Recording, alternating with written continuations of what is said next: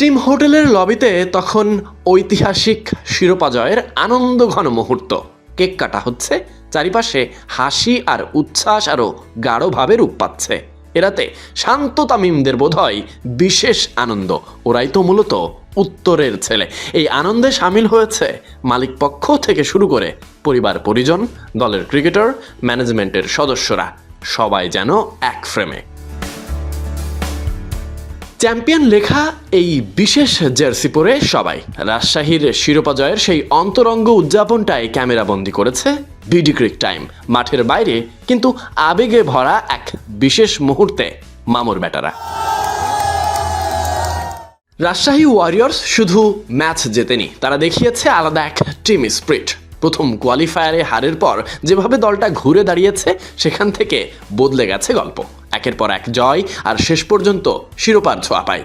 এই জার্নির পিছনে 11 জন তো বটেই, 12তম জন হিসেবে বড় ভূমিকা ছিল হান্নান সরকারের। দল গোছানো থেকে শুরু করে ম্যাচের পরিকল্পনা সবকিছুতেই ছিল তার মাস্টার প্ল্যান। শুরু থেকেই দায়িত্ব আর প্ল্যানিং নিয়ে পরিষ্কার ধারণা। নিলামও গেছে ঠিকঠাক। সিনিয়র আর জুনিয়রের মিশেলে তৈরি হয়েছে ব্যালেন্সড কম্বিনেশন। সবশেষ ফলাফল শিরোপার সহিত সেলিব্রেশন।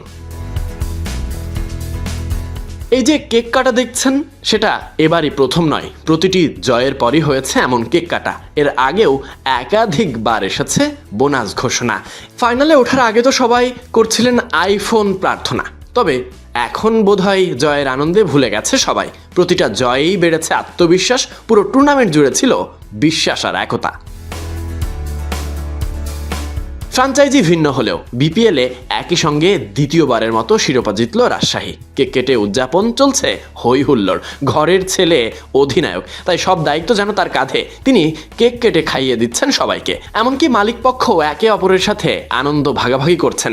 রাজশাহীর খেলোয়াড়রাও মাঠে যথাযথ ভূমিকা পালন করেছে নিখুঁতভাবে। সব মিলিয়ে রাজশাহী ওয়ারিয়র্সের এই পথ চলা ছিল গোছানো, সাহসী আর বিশেষভাবে স্মরণীয়।